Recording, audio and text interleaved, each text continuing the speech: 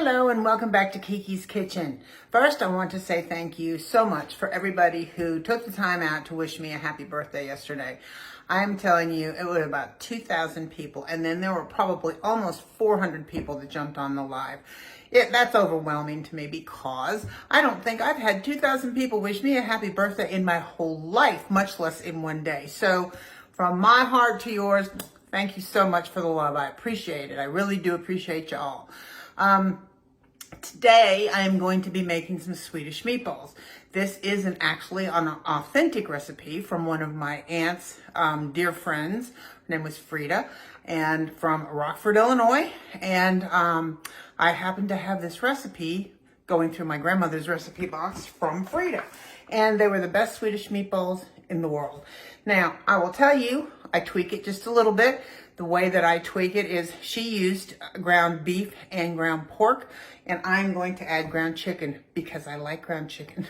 So, a recipe is all about making it your own, and trust me, these are very, very good.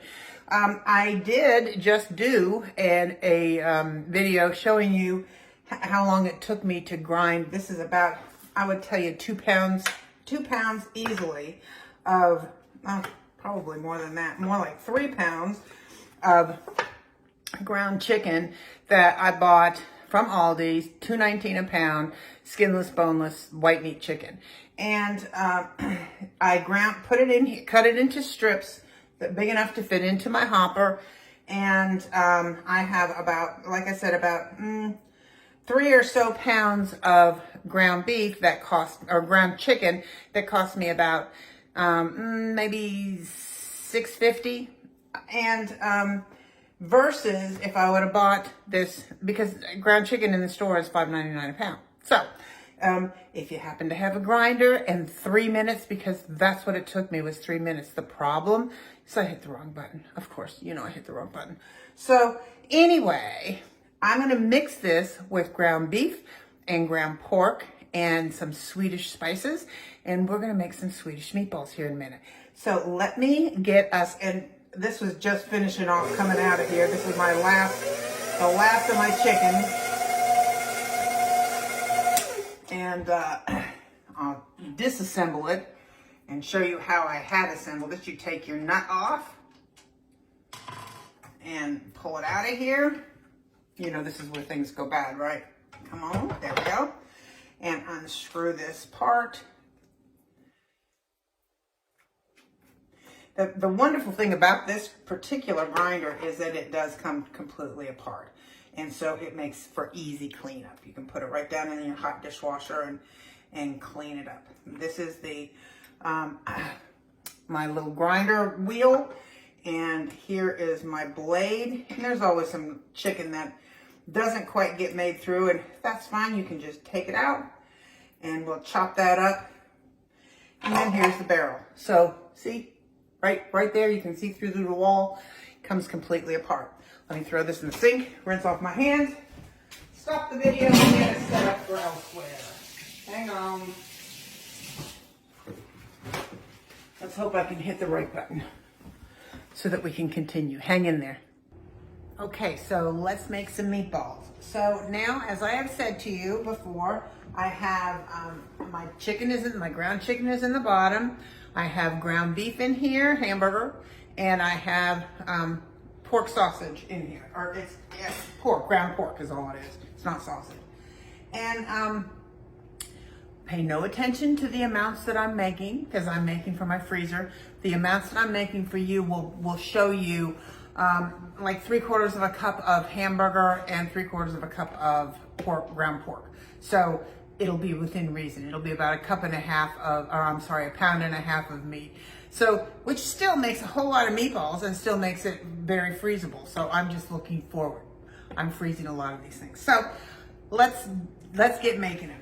So what I always do, because my mama told me to, is I always, whenever I'm making a meatball or meatloaf, I always put my breadcrumb in my milk or cream, in this case, first, and let it kind of meld together while I'm getting everything else going. So I'm going to add breadcrumbs. Don't ask me how much, because I'll give it to you. You're going to add about 1/3 of a cup of breadcrumbs. because I am taking mine and making a much larger batch, just pay attention to the fact that I'm putting breadcrumbs in here. Then I am going to take my cream. This is heavy cream. Milk will work. But cream works better. I will tell you that. Cream, to give it a more authentic, cream works better. That's what's called for in her recipe anyway. And how much do I want? How much do I want? I do believe I want a cup of that. Where are you? There we go. About 3 cups. Like I said, pay no attention to what I'm putting in here, because what you'll put in here will be a different amount. And actually, just a little bit more. We're gonna set that aside and let it soak in there. In a separate bowl, I'm going to mix my eggs and all of my spices, because I want them to incorporate evenly. So that's why I'm gonna put them all in here, and then I'll put them all in there. So what I have in here are my eggs. To that, I am gonna add fresh nutmeg. Now, ground nutmeg works absolutely perfectly, but I just really, I got hooked on whole nutmeg years ago and never looked back. It's just, to me, it's just fresher and gives more flavor. And so I'm gonna add my nutmeg. I think you'll be adding about a half a teaspoon to your recipe. But all of these warm spices are the spices that are spices for the Swedish cook. All right, I guess I'm trying to say Norwegian maybe. And then we've got allspice, ground allspice. I'm gonna put that in here.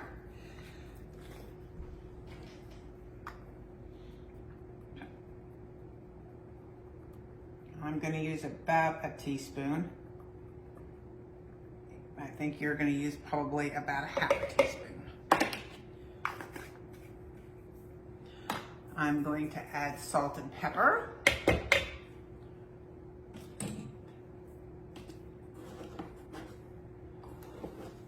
Teaspoon of each.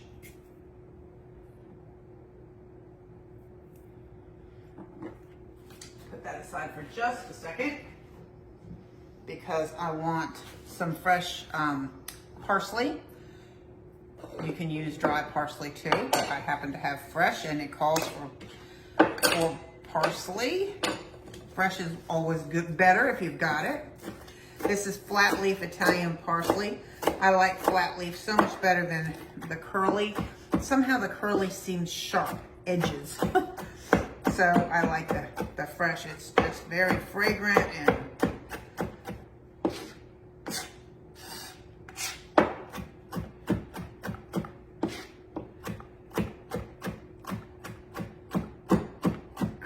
right.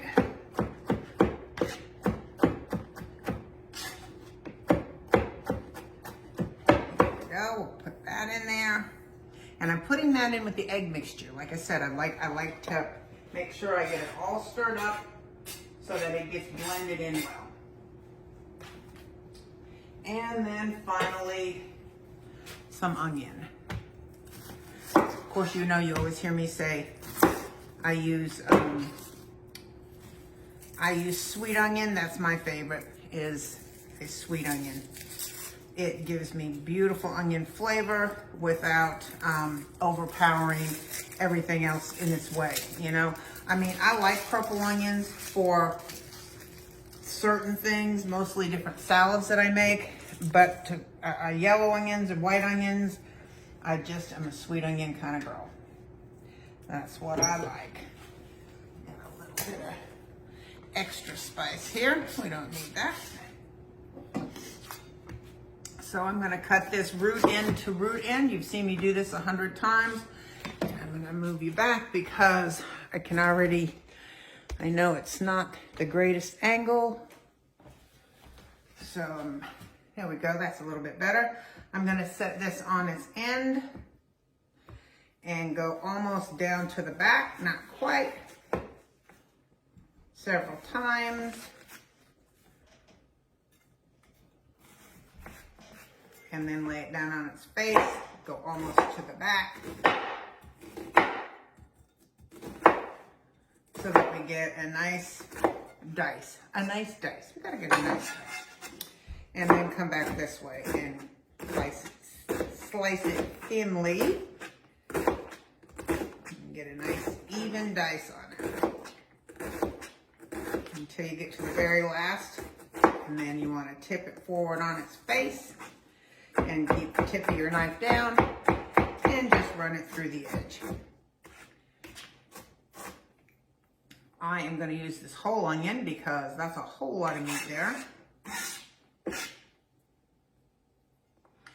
I remember as kids, this lady, Frida, would make these meatballs, and, you know, they have a nice sauce that they come in, but, you know, honestly, we used to eat them like popcorn. They really didn't get a chance for the sauce. I mean, because they're smaller meatballs, too. They're not like an Italian meatball. First off, the flavor profile, as you can see, is completely different, but they're also small, maybe like a big marble. So they're not the same size, and they're just poppable. They're very good. And the gravy is a beef stock gravy that has sour cream, like a creamy gravy. Very good. And typically, they're served with lingonberries. And can you see this? I'm crying. I got a strong one here. Lingonberries are, well, they're native to colder parts of the world, like in Sweden, but also in the United States, in like Minnesota, the upper Midwest, lingonberries, and I think they're an evergreen berry, and they have the flavor. I love them. They have the flavor, maybe not quite as tart as a cranberry, but that's kind of the general flavor. So lingonberry jam is kind of a lot. So you would serve Swedish meatballs with the gravy, either over egg noodles, which is my preference, or mashed potatoes, which is also hard to beat. So then with a little side of lingonberry. So let's put this all together and get moving here. So first, what I'm going to do is I'm going to take my hands and I'm going to mix all of this different meat together. It's really the only way to do it, in my opinion. Just kind of get it all mushed in there, pull your chicken into your beef, into your pork, and kind of get it all going. Well, look at that. Found a piece that I didn't get ground up. I'm going to have to cut that one up. That's hilarious. The bottom, a whole piece of chicken. I wonder if I got any more. All right, that looks pretty good. Well, I got some chicken there on the bottom. It needs to kind of move over. I want them to be nice and incorporated together. I don't want to have one that has all of one meat and none of the other. I like them to be well blended. And I'm telling you, ground chicken is truly one of the most overlooked. People use ground turkey. Eat ground turkey dry compared to ground chicken. My BFF Denise started me on ground chicken, and I haven't looked back. I will come back to this guy, and because my hand is a mess, so I will come back to him. We'll put him over here for the moment. I'm gonna add in my onions.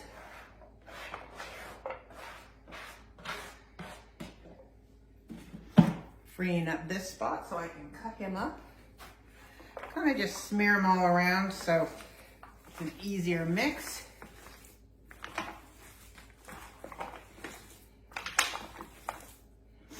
There we go.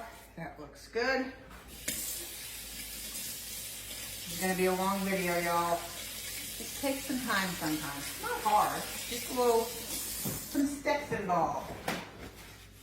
Okay, so this is our eggs and our spices. Get those mixed up together. Ooh, I'm telling you, the parsley and the nutmeg and the allspice smells wonderful. Make sure I got it all. I do. that in here. Get every last drop of that goodness out.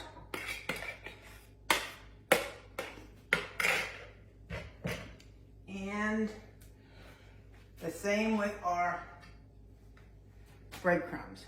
It has definitely soaked it in. And I'm going to add some more cream to this.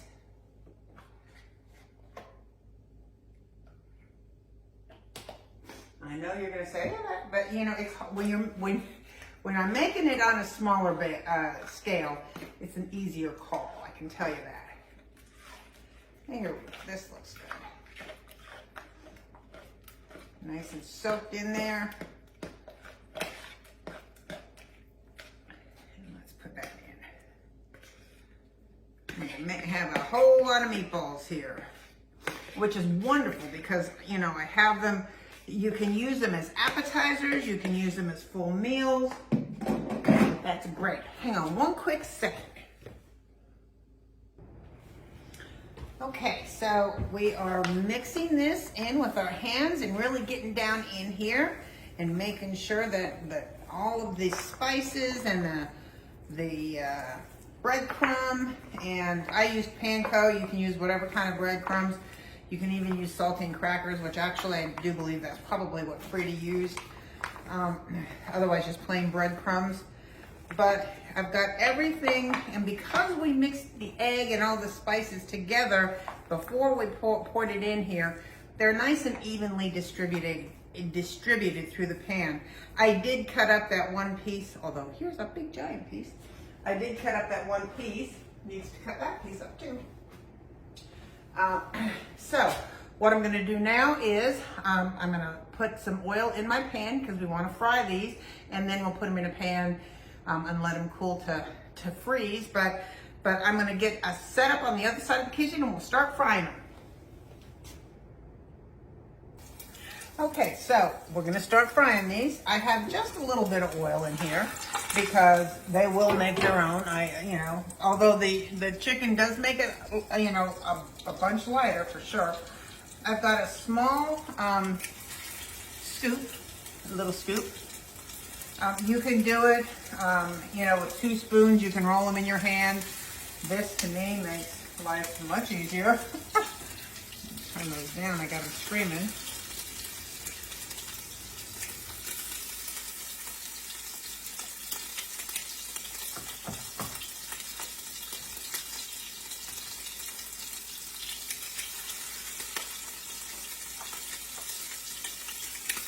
Hang on.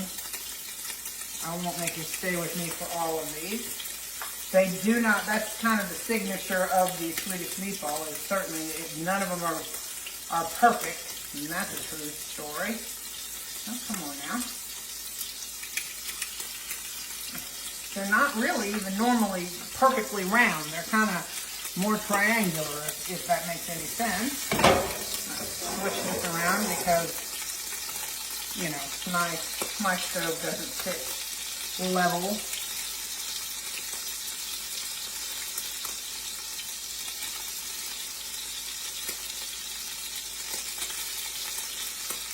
Get these in here, and then all we're going to do is roll them around. They don't take long. You see that they're not very big.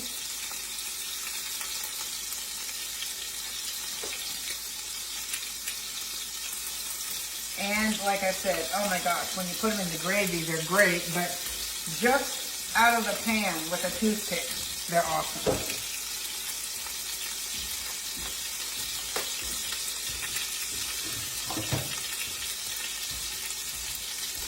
Got that on a kind of a medium-high heat. Spread them out just a little bit. Let's do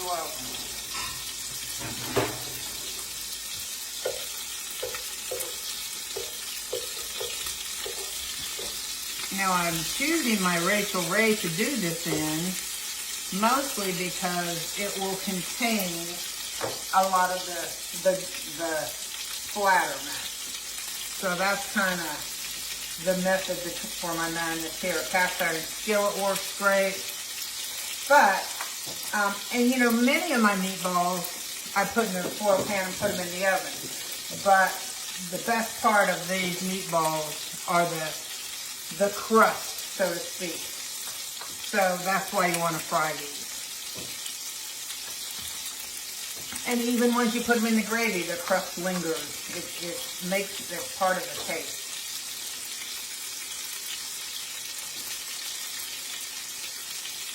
So are any of you watching the Masters? That's, you know, that's truly big in my household. We enjoy it. We enjoy it. It's on right now. It will be on all weekend. Usually, for the past many years, I have shared my birthday with Disney. My husband used to have a convention that he went to every April about this time of year in Disney, which was always fun. And so we don't do that anymore. Now we get to stay home and watch it, which is kind of nice. All right, so I've got a pot full. I'm going to watch them as they brown up. See that? Nice and brown. We'll flip that guy. Some of these first ones are ready to go.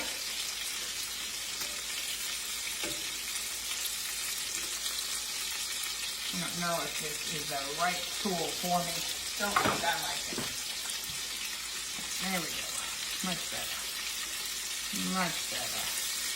You see how nice and brown those are? Can you see that?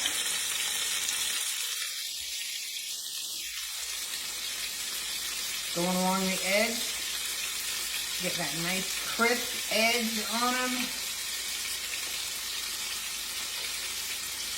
These guys in the middle aren't quite ready.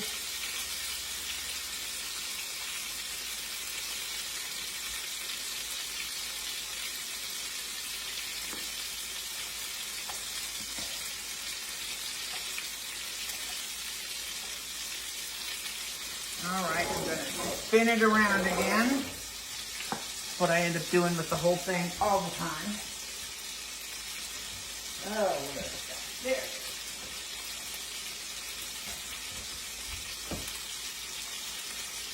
Okay, so I'm going to continue to fry these.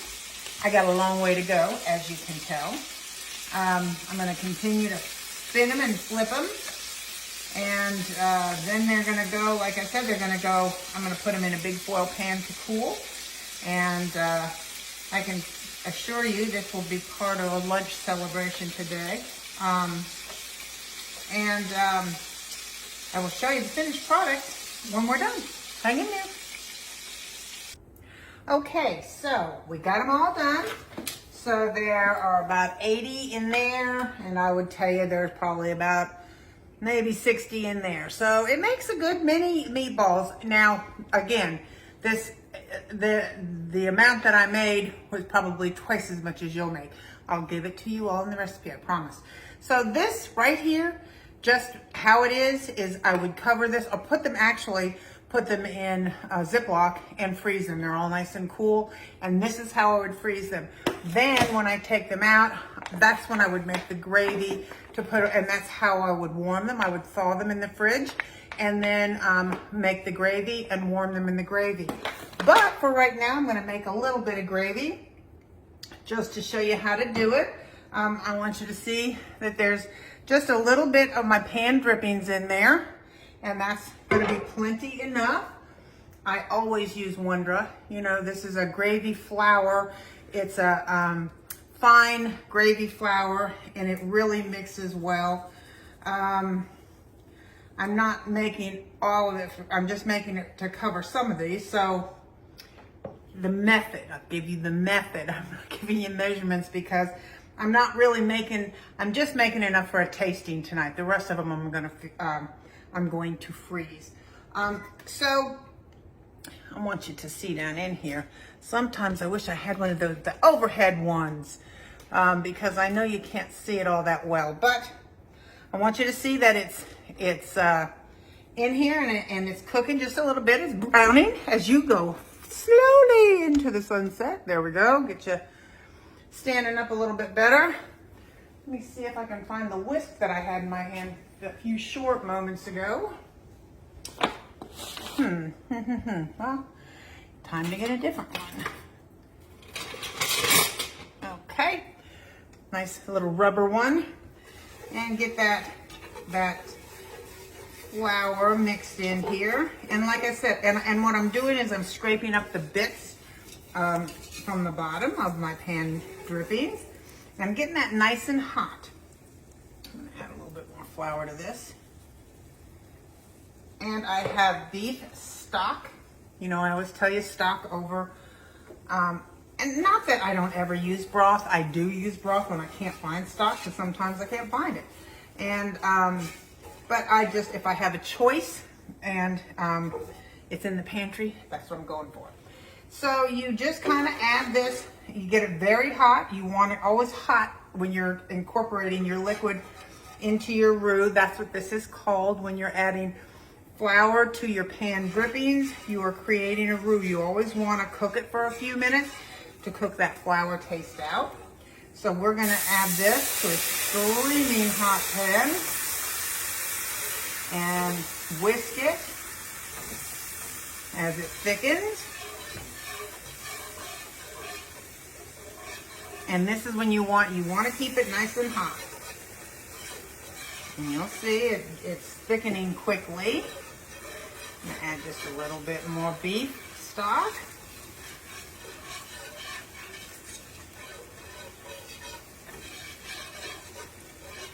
Let that go just a second. And I want some sour cream.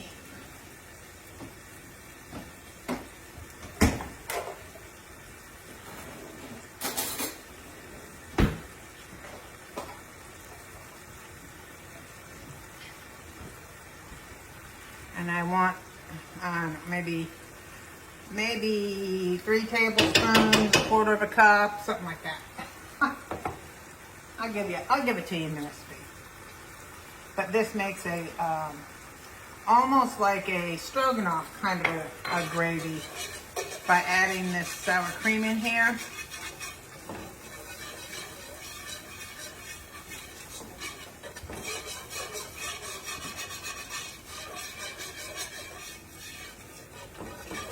If you have an IKEA by you, they always have Swedish meatballs, and I gotta say, for frozen meatballs, they are good, and they also have a meatball gravy, a Swedish meatball gravy, and they also have lingonberries too, and they're really good, y'all. They really are. So I'm gonna let that thicken up just a little bit.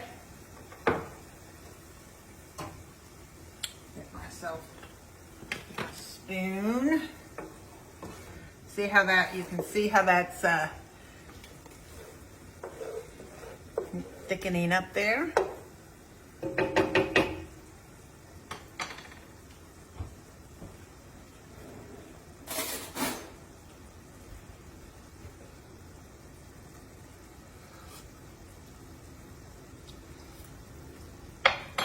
That's really good. However, I'm going to add a little salt and pepper to it, of course. A little salt, a little pepper, and a little allspice. Remember, we've got allspice in our meatballs. We've got to have a little allspice in our gravy.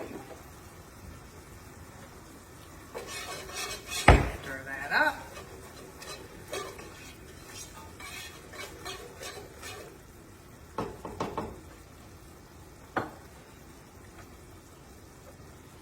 And get another spoon.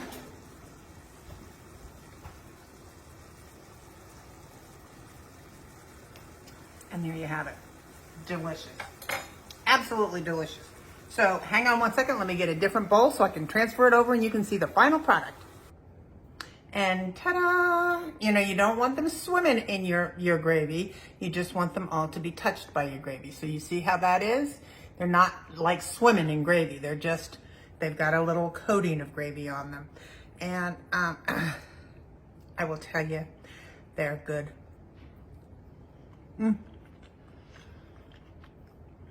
They're crunchy on the outside, tender on the inside, and those warm spices of nutmeg and allspice right over the top. Try them. See you soon. Bye.